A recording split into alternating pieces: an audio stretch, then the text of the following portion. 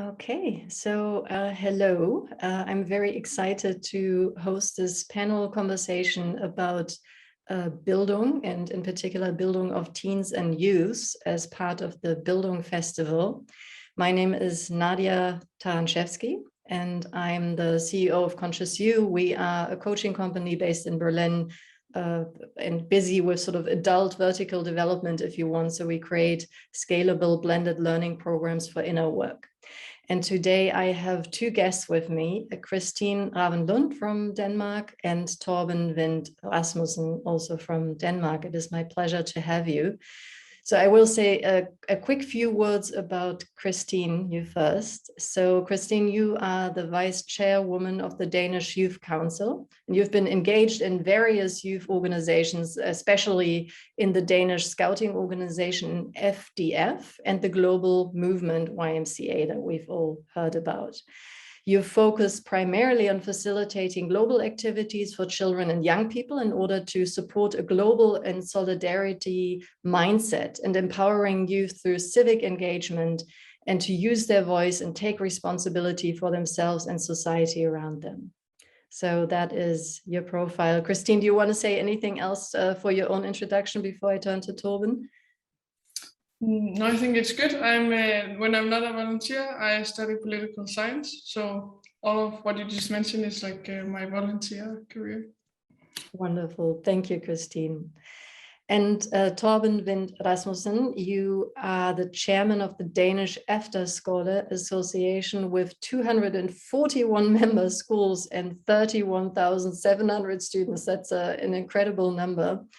And also the chairman of the board of Center of Youth Research at Aalborg University, and the former head of an efterskole in Funen and former head of a primary free school.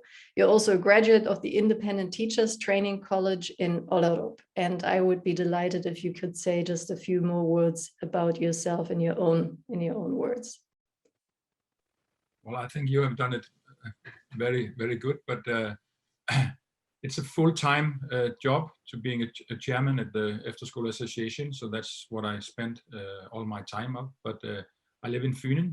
I'm born here, and I think I'm brought up with NGO organizations. I was in my early youth actually with DUF 1 year in Africa, and it kind of got to my blood, you can say. So I think working with youth and working with NGOs is what I'm spending. When I'm not sailing in summer, then I'm spending full time doing that. Yeah, I think that'll do for now. Beautiful. Thank you so much, Torben. So in terms of our flow, what I would propose is we'll start, Christine, with your presentation, and then go pretty much directly over to Torben, and then we'll have time for a conversation between all of us with questions that arise from the content that you shared, from the ideas that you shared. Christine, over to you. Yes, thank you. Actually, I even also have a background in the boarding school board, so it's not that far from Tom. So I will tell a little bit about the Danish Youth Council and how we look at democracy and youth engagement and some of the activities we have. And to kind of briefly just describe what it is, we're an umbrella organization of 80 youth organizations that are democratically organized and national movements, and they're all carried of some kind of purpose, value, or an idea. So you will see that it's the Scouts movement, it's the political parties, it's the student unions, it's the young people with disabilities, it's creative young people like the role players, and we also have the Young Red Cross. We have a great variety of a lot of young people who really care about some kind of a topic and wants to work for that. And then we gather all of this, so you can say we have the biggest organization of young people in Denmark, but what we also have is a great heritage, you can say, or history, because we were established 81 years ago. We just had our 80s reception last week. It was a bit postponed due to the occupation of the Germans and the Second World War, and we had this guy called Hal Koch who wanted to gather young people and inform them and engage them and educate them to become democratic citizens. So it was the whole starting point was to start to form democratic citizens, so you wouldn't fall into the hands of the Germans, but you would fight for the Denmark that was democratic. So that's really strong in our heritage, and it's really strong today in what we do. Because if you take all our member organizations, then what we see is very, very important there is that's an arena to practice democratic practices. We talk a bit of the small democracy and the big democracy. So you go down and you vote every 4 years. So you do it to the local elections, which we have in Denmark here in November. But we think it's really important that democracy is also a mindset and a way of life, and that you learn to go into dialogue with other people in a mutual understanding. And we really see these local parts of our associations as a platform where you can practice this, because you have a project you have to do together. You don't choose the people you do it with. You end up there like you do in a society, and you have this democratic structure where you have to agree, but you also have to take responsibility. So you have to use your voice. You have to act. So we really see this as an arena for practicing the small democracy, which we believe and can also see really serves as a good training and education to become a democratic citizen throughout your whole life. And very much also in the sense that democracy is not a static thing. It's something that develops all the time. And that also means that we have to win every new generation for democracy, that you have to it's a constant pressure to value democracy and make it thrive and make it flourish. And that's also something you can see in our movement. For example, we have the young farmers, but we also have the young vegans, and they can actually talk together. And when we had the Alliance of the Animals become a member a couple of years ago, the first people going up to the speaker's chair at the General Assembly and welcoming them was actually the young farmers, saying, we could not disagree more, probably they disagree more than the different youth parties, but it's important to accept each other and respect each other and be curious and be able to talk together. So I think this sense of dialogue in terms of how you want to develop a country together is extremely important for us. And that's what we really, really work for every day. And we have different projects on the democracy side, which is we have the school election, which we do with the Danish Parliament every second year, where teens in the schools have an election for 2 weeks in January, where they learn about elections, they learn about democracy. We have young politicians coming to debates in the school, and they try to go and vote, because then they have tried it and practiced it so they're ready. And we also work a lot about this race, using your voice. We see a lot of young people who think they don't have any opinions, so it doesn't matter if they have opinions. So we have a lot of different activities where we start small. So they will say, no, I don't think anything. And then you can push them and say, don't you think that a cheeseburger is a nice thing, right? And then you start in the small, and then it turns out that, okay, they actually do have a lot of opinions about their school and their free time activities, about climate, about health. And in that way, you kind of make an awareness that, okay, I actually have opinions, and that's like a first step. And the second step is then, okay, if I have opinions, how can I use my opinions to engage and fight for what I actually believe in? We do that with the Democracy Day, where we do different, practices with people on schools. We also do it we have a project called Folk, which means people in Denmark. We also have school classes coming together and fighting for a change they want to make. And then we do it through all our member organizations and do educations, and continuously are in dialogue with them on how do we develop in a good sense. And I think lastly, we also kind of said, so I said before, democracy develops, and one of our newest kind of takes is the whole digital democracy, which has become a big platform and a big public forum where young people engage, but we can also see they're afraid to engage, and we think that's really problematic that they don't want to use their voice there. So we also started projects with the Tech Embassy of Denmark to kind of gather what's the opinion of Danish young people when it comes to tech and how can we ensure democratic structures. So we're really engaged with democracy, both in this, what are the structures for the democracy of Denmark and especially the young people, but actually the whole thing, but also very much that you have to take each individual and see a value in them and create a good platform where they can practice. And we follow this also every year. We do a democracy analysis of young people, and the one for this year will come out very soon. But in that way, we follow it and try to raise the debate about how do we make the best democracy possible. So for us, when we talk about Bildung, we talk very much about democratic Bildung and how you can engage young people and kind of empower them to take action. Yeah, I think that was some kind of introduction to my area, and then I'm looking forward to hear more from Torben as well. Great. Christine, thank you so much. And yeah, given the current state of democracy worldwide, it is also, I think, has become very apparent what a fragile construct this is and level of development. And if we don't protect it and train people how to use it as a tool, it can actually still die, which is a horrible thought. But yeah, so I think the work you do is incredibly important. So I will hand over to Torben. And Torben, can you share with us what your most pressing views are right now and what you're up to? And you're still muted, Torben. And now I'm unmuted. And maybe I can share my screen. I don't know. I can try to push the button. And then I can try to put this one on. Yeah, it's always a bit tricky, but you should be able to. You're co-moderator, so you have all the powers.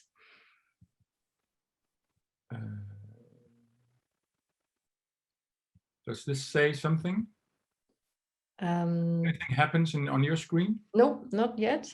Not yet. Let me try again. Well, I don't think it doesn't matter anyway, but just sometimes not just looking at me could be. It's wonderful to just look at you. So if you're okay without the presentation, just go. That's okay. That's okay. Anyway, just a few words about our organization. In Denmark, our constitution says that everyone must go to education, but not necessarily to school. And that is a major difference because it makes a possibility of the families, the parents, to create their own school and create their own education. And that we have done since the constitution was made in 1849. Primary schools and after schools and also folk high schools for adults. And we are a movement from the folk high schools, you can say. Just the age is a little bit lower. The after school age is from 14 to 18. It's the law says that you have to be between 14 and 18 to be able to attend after school. And so therefore, you can say the more popular the after schools are, the weaker the former public school is. Because if we had a public school which was totally successful, which did all the right things, nobody would have to pay quite a lot of money to attend the free schools or the after schools. So one of the reasons why we increase in members these years is, I think, that the public schools, it's difficult for the public schools to kind of solve all the youth problems. And maybe it's not the idea with the public schools that they should solve all problems, because some of the challenges are in the families and some challenges should be in school, like education should be in school. But what about identity? What about basic democracy? What about behavior in communities? That is some of the reasons, I think, why the after school has increased in members. Just to give you a brief statistic, then, as you said, we are 31,000 students in the after schools, and 22,000 of these, they attend grade 10. And the funny thing is that grade 10 is not compulsory in the Danish school system. It means that 22,000 students in Denmark, they attend an extra school, not because they have to, but because they want to. Well, of course, some students need an extra year to upgrade their skills in subjects, or they need it because of they have some personal challenges. But actually, a lot of them, they are able to continue to trade school, to gymnasium, to agricultural school, to technical school, but they choose by themselves to add another year before they attend the formal educational system. And the parents, they actually pay. I just calculate a little bit, and I did it in euros, so you all do understand. But the parents, the government pays around average 12,000 euros per student per year to the after school, and the parents themselves pays average. There's a difference, because if you make more money as a family, then you have to pay more. If you make less money, you pay less. But average, the family pays 8,000 euros for a full year at after school. And they do that even though their child actually is able to continue to a free of charge school system. So it says something about what is going on in the Danish school system, you might say. What we do in the after school, and I'm quite curious at this moment, why does so many students go to after school? When they leave their own house, most of them have their own room. Many of them have their own television in their room. They choose when to go to bed. They choose how to use their digital, like iPad, like a computer, like mobile phone. Many of them, they eat when they want. Well, there are some families, they say, well, in our family, we eat at 6 o'clock. But many families, the independence have come is so fulfilled. I'm coming back to that one, that you can eat whenever you want, if you are going to free, like soccer, like music, like anything in your spare time after school hours, then you can just come home and then you can eat whenever you want. And then they pay a lot of money to attend the after school, where you don't have your own room. And you can't even choose who to live with. It is set from the after school side. You can't eat whenever you want. It is set from the after school side. You have to eat at like 6 o'clock, because that's when everybody eats. You can't bring your own food. You can't buy a Coke and bring into the eating hall, because here we eat the same food, all of us. You have to go to your room at something like 10 o'clock in the evening. And in most after schools, you have to turn off your computer, your mobile phone, all that stuff after something like half an hour. In some after schools, they even take your mobile phone during night, so you're not like pressed to just go and have a look. Is there a snap or is there anything? So the after school is reducing freedom for the purpose of creating identity. And that is what makes me curious, that so many students, they by themselves choose another year with restricted rules to create another identity. And maybe we are in Denmark, and I think in the Western world, our freedom has fulfilled. We are free, or we are supposed to be free. But who has taken over? I think the market more or less has taken over lots of it. I just talked to my daughter this morning. She's 19. She's attending the last year in gymnasium. And I asked her, what would happen if you left your mobile phone at home? It's not going to happen, she said. I'm not able to be in our classroom if I know that my mobile phone is at home. So we have created, we are free, we are independent, but we are now dependent of the market. And that's why I think the Danish Youth Council is doing well, working with digital democracy, because the social medias are taking our independence and our freedom away from us. We have been fighting for that freedom for 200 years. And now we've got it, more or less. And then the market has come and is taking over.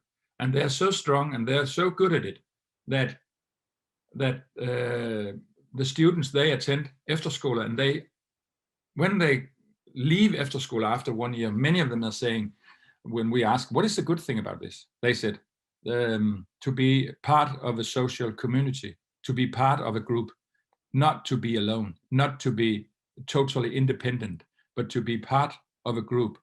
That is the most thing. The second thing is that you decide how much we can use the social media. So I can't, and maybe the youth can't themselves reduce their own time on the social medias. They need organizations in this field, the efterskoles, to do it. And that is creating their identity, not influenced by social medias, but influenced by other people.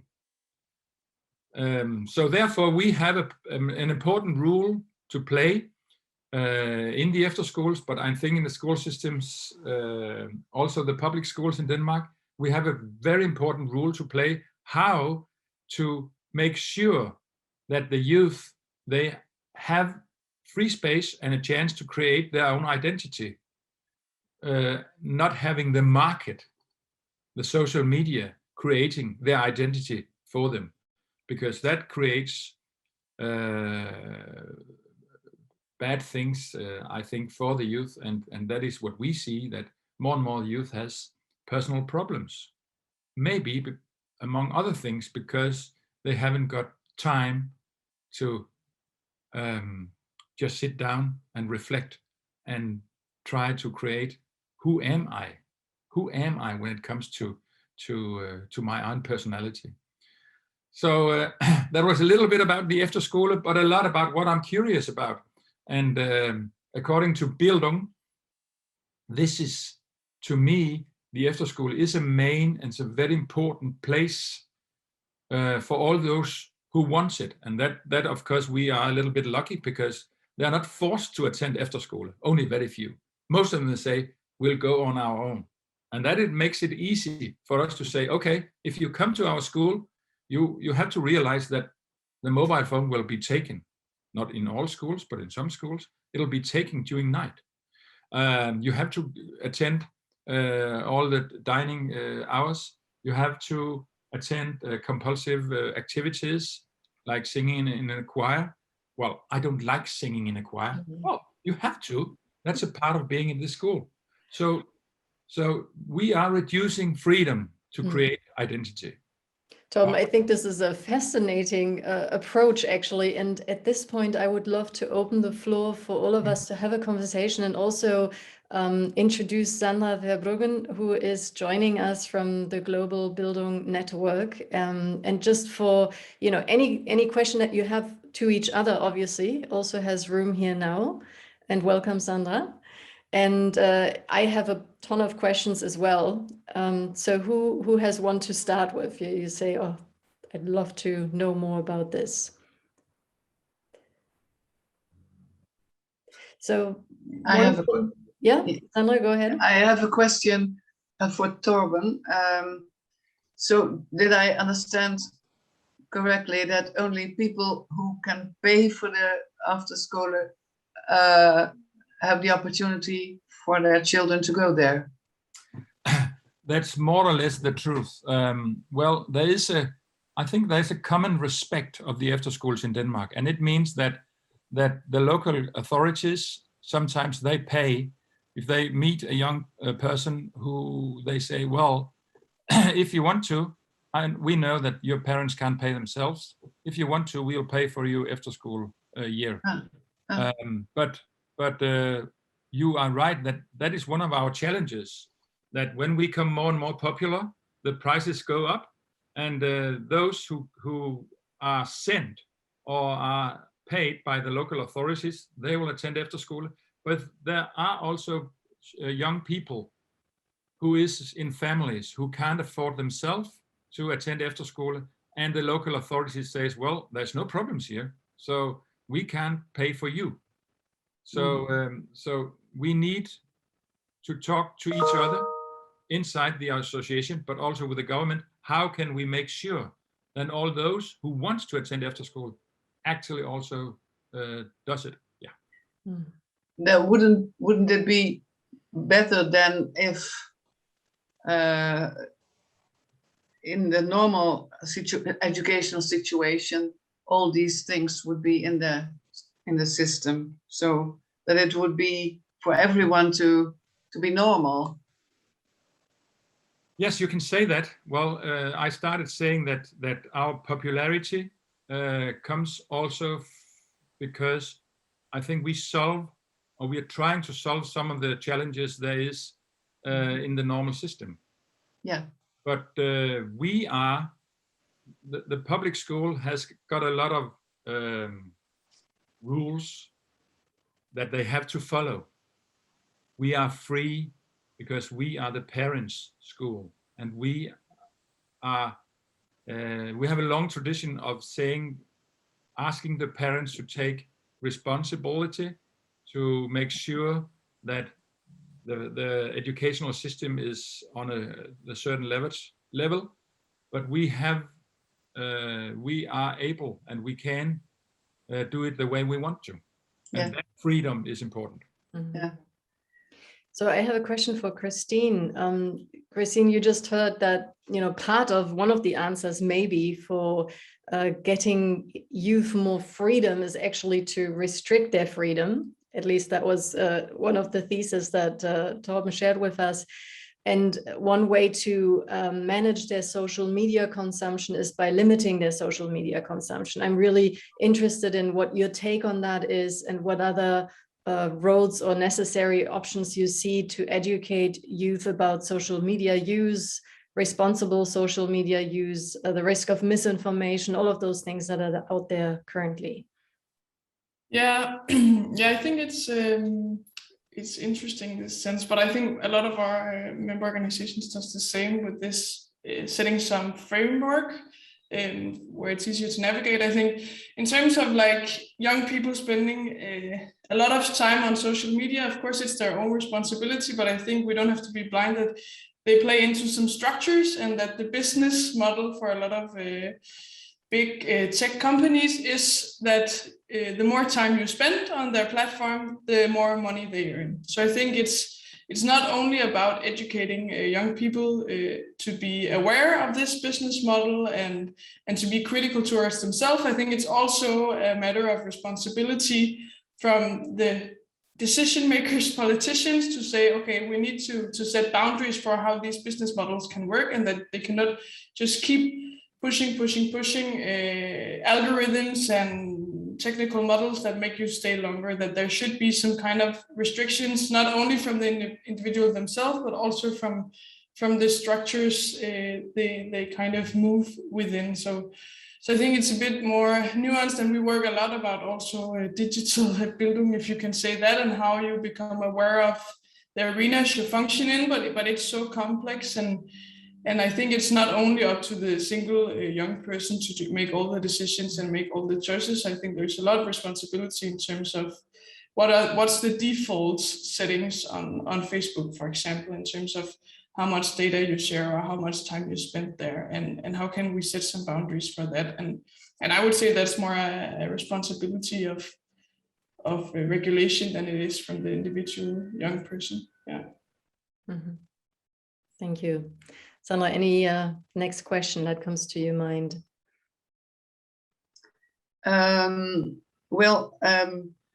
In the Netherlands, we have so-called democratic schools, not so many, but there are quite a few, where the students and the teachers and the principal all have the same say in decisions that are made. So not everyone is, I don't know how that's called in English, but of course there are adults and there are children, but they have all the same say and they can all bring something to the table, and there will be a gathering and there will be talked about that, and there will be a decision about it, and everyone can vote, even the 6-year-olds and the 65-year-olds. So, and I like that way of working, and the students and the teachers like it, but especially the teachers did have to get used to it, but now they like it. But it's also a mindset to do differently from the, let's say, the normal way of working. Is there something like that in Denmark too, Christine and Torben? Maybe I can start, then you can join, Torben. I don't think we have it in a framework that's called a democratic school, but we have, how do you say, student boards or the student union, so they have like a council on each school. I was the chair of the student council at my school, for example, and I think there is a strong tradition for that also in the public school, but I also think it differs a lot from school to school, but there is a structural setup in that sense and a strong tradition of participation, but I think also from my perspective that it could be better, because often you have to ensure a hearing, but you don't have to ensure that the decision is also made with young people. But maybe Torben, you can jump in. In the free school system, I started up saying that I'm a former headmaster in a free boarding school. Not a boarding school, free primary school. And that is a movement which is also back from the 1950s, but in the 1850s. But in the 1970s, there came a new movement in Danish called Lilleskolerne.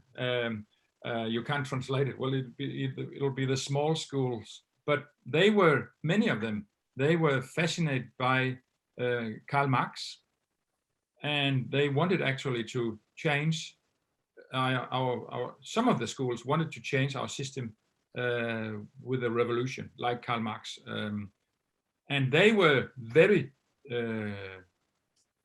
much focusing on democratic rules themselves. But they have changed, and I think it didn't work out. The movement is still there, but none of them wants revolution. I think they are a little more democratic than the other free schools, but not so much. What my experience is that when I was a headmaster of the efterskole, one year we started up saying, in the morning before you attend a breakfast, you have to walk like 1 mile. Just go out, walk 1 mile, then you can go to breakfast. And they didn't like it, but they did it. Then after 3 months, we said, okay, we're not going to force you to walk anymore. So now it's you can do it if you want to walk in the morning. And none of them did it. Then every week we have a meeting. And then after 1 or 2 months, they said, why can't we have our morning walk back? I said, it is there, just do it. No, we can't do it ourselves, but you have to force us to do it, and then we'll do it. We'll complain, but we'll do it. And that is the best way to do it. Yeah. Mm. And that was an excellent start of a discussion on how can we engage you to find your own ways to have a good life, to have your own identity. And they have said the same things about mobile phones. please take them. No, just leave them in your room. No, we can't leave them in our room. You have to take them. Then we had a discussion and then said, why is that so? And then they said, we get a lot of Snapchats from our friends at home.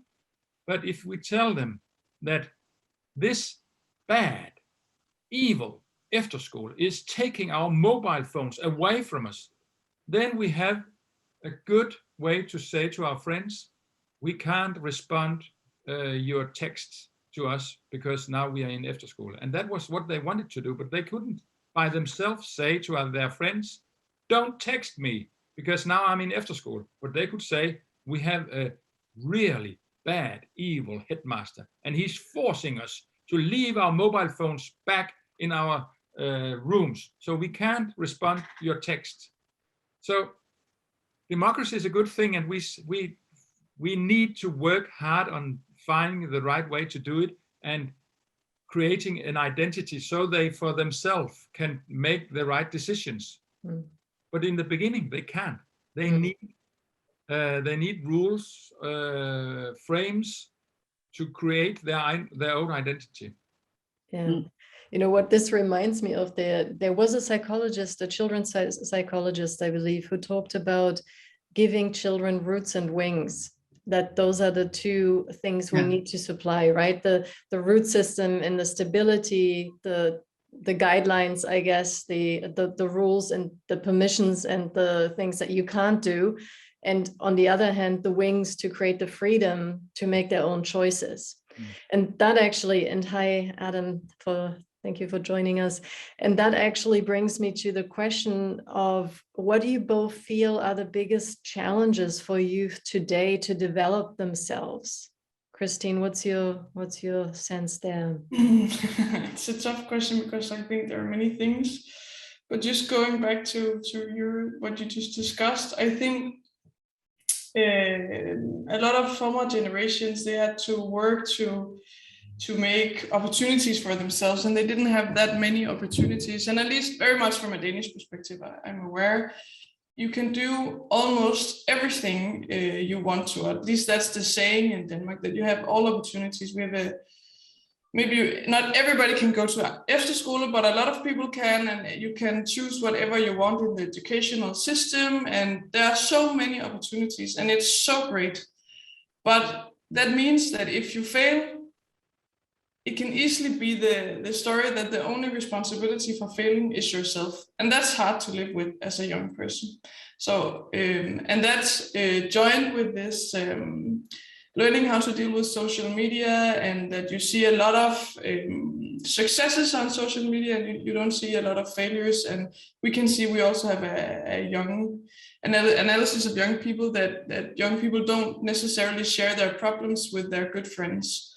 So I think a big challenge, at least in our society, is that even we are very much formed by fellowship and that you have many opportunities, many young people feel they're alone with their struggles, and it's not necessarily the big culture to share it with your friends. And that's something you can make the framework of at an after school or in one of our organizations, where it's not about performing the best math, but it's actually about being the best friend, and it's about contributing the most to the community. But from my perspective, it's really this sense that, oh, I'm the one where everything that's wrong, and there are nobody like me, and I don't say that out loud, and it's my responsibility. And then that you get this stream of information and opportunities that you have to be able to guide in, and that's also what Torben says. You need to get to a point where you can make your own decisions, and how can we help young people to get there? I think that's some element of a struggle, but and it's somehow a very privileged struggle. I remember once being in Tanzania, where we had to say, what's the big problem for young people in Denmark, and what's the big problem for young people in Tanzania? And it seems almost ridiculous, but I think this sense of being alone and not feeling that you can manage, but that you have to perform excellent in all arenas of life is a struggle that we have to break down and make more normal, if you can say it like that. Yeah. Mm-hmm. Thank you, Christine. Torben, anything you want to add? I think Christina has got the loneliness is a major point, and therefore we have to work with participation. The tech giants, they try to cheat the young people to participate virtual and not in real life, and we have to face that with open mind and with very big seriosity, because some of the youngsters, they can feel that they are part of an organization, a movement, or they're part of a social group, virtual. And suddenly when they realize they are not, when nobody knocks their door and say, come and participate here, they feel lonely. And loneliness is to me a major problem. And therefore we need to have a national talk, more national talk. And the Danish Youth Council is a good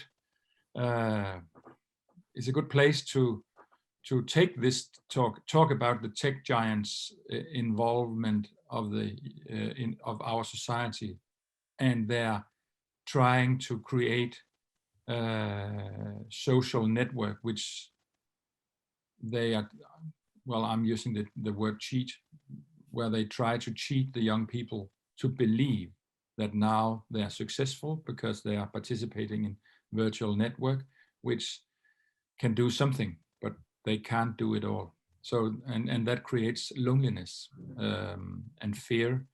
So we have to take our coat and go walk out of the door and meet people face to face, with smell, with vibrations, with all that our human body can create of communication. Thank you, Torben. And I just want to reach out to Adam. You have joined us a little late. Where are you joining us from, Adam? You're still muted.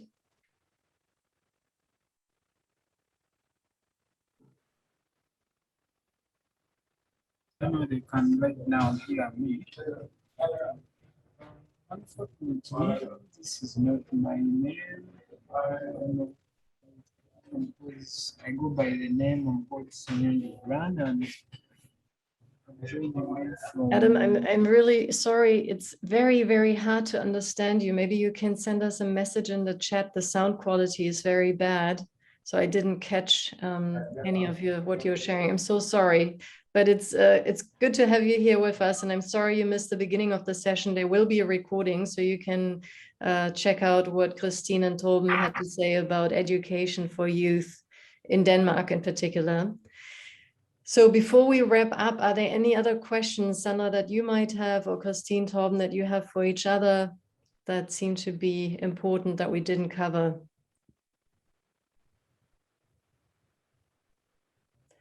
Okay, I think we covered a lot of ground in these 40 minutes. So I think it's wonderful to hear about these examples of democratic Bildung movements that you shared from Denmark, and a great example for the rest of the world, really. I think there's a lot to learn from that. And even though Germany might be the cradle of the word or the concept of Bildung, I think we're far behind on those concepts in reality. So I'm very much looking forward to more of that taking hold across the world.